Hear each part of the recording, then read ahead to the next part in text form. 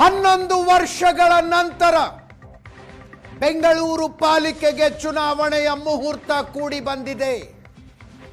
ಇನ್ನು ಪೋಸ್ಟ್ಪೋನ್ ಮಾಡೋದಕ್ಕೆ ಸಾಧ್ಯ ಇಲ್ಲ.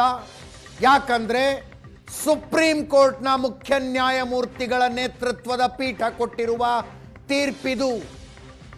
ಜೂನ್ 30ರ ಒಳಗೆ ಚುನಾವಣೆ ಮುಗಿಸಿ ಅಂತ ಸುಪ್ರೀಂ ಕೋರ್ಟ್ ಸ್ಪಷ್ಟ ಆದೇಶ ಕೊಟ್ಟಿದೆ. ಮುಖ್ಯ ನ್ಯಾಯಮೂರ್ತಿಗಳ ನೇತೃತ್ವದ ಪೀಠದಿಂದ ಮಹತ್ವದ ಆದೇಶ.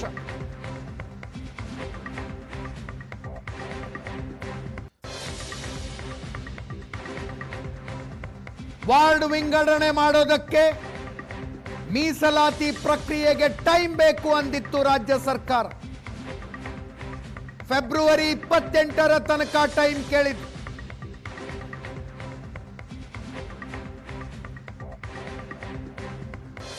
ಚುನಾವಣಾ ಪ್ರಕ್ರಿಯೆಯನ್ನು ಮುಗಿಸೋದಕ್ಕೆ ಜೂನ್ ತನಕ ಟೈಮ್ ಬೇಕು ಅಂತ ರಾಜ್ಯ ಚುನಾವಣಾ ಆಯೋಗ ಹೇಳಿತ್ತು.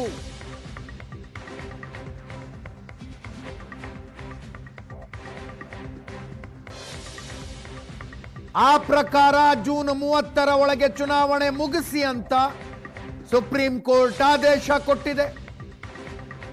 ವಾರ್ಡ್ ವಿಂಗಡಣೆ, ಮೀಸಲಾತಿ ಅಂತ ಕೆಲಸಗಳೆಲ್ಲ ಫೆಬ್ರವರಿ 20ರೊಳಗೆ ಮುಗಿಬೇಕು ಅಂತ ಗಡುವು ವಿಧಿಸಲಾಗಿದೆ.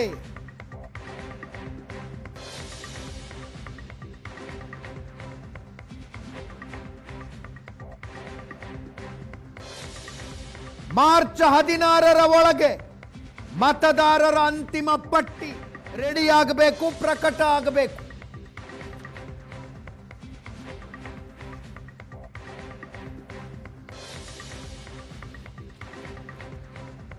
ಮಾರ್ಚ್ 16 ಮತದಾರರ ಅಂತಿಮ ಪಟ್ಟಿಯನ್ನು ಪ್ರಕಟಿಸುವ ಕೊನೆಯ ದಿನಾಂಕ.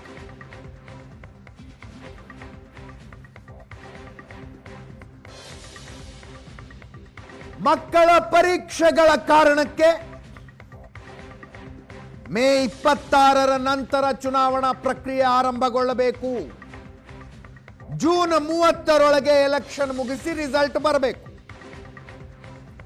ಇನ್ಯಾವ ಕಾರಣಕ್ಕೂ ಹೆಚ್ಚಿನ ಸಮಯ ಕೇಳಬೇಡಿ ಅಂತ ರಾಜ್ಯ ಸರ್ಕಾರ ಮತ್ತು ಚುನಾವಣಾ ಆಯೋಗಕ್ಕೆ ಸುಪ್ರೀಂ ಕೋರ್ಟ್ ಸ್ಪಷ್ಟ ಸೂಚನೆ ಕೊಟ್ಟಿದೆ.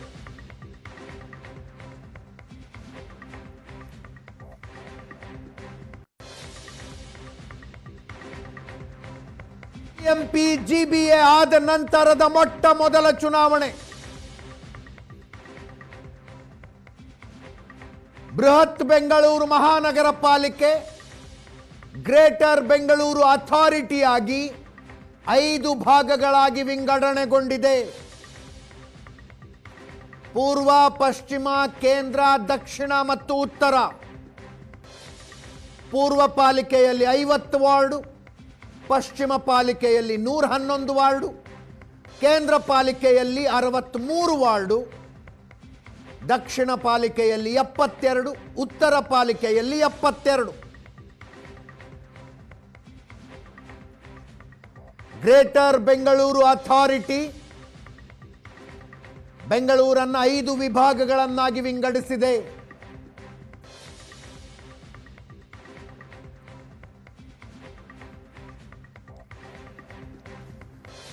ಎರಡು 2015ರಲ್ಲಿ ಕೊನೆಯ ಎಲೆಕ್ಷನ್ ನಡೆದದ್ದು. 11ನೇ ವರ್ಷ ಈಗ ಕೊನೆಯ ಎಲೆಕ್ಷನ್ ಆಗಿ. 198 ವಾರ್ಡ್ಗಳಿದ್ವು ಬಿಬಿಎಂಪಿಯಲ್ಲಿ. 100 ಮ್ಯಾಜಿಕ್ ನಂಬರ್ ಆಗಿತ್ತು.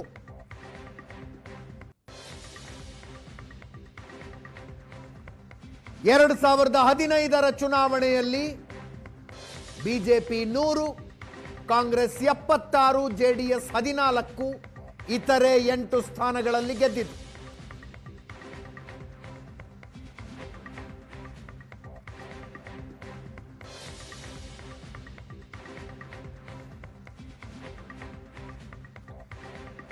ಎರಡು 2010 ಅದರ ಹಿಂದಿನ ಚುನಾವಣೆ ನಡೆದಾಗ ಬಿಜೆಪಿ 111, ಕಾಂಗ್ರೆಸ್ 65, ಜೆಡಿಎಸ್ 15, ಇತರೆ 7.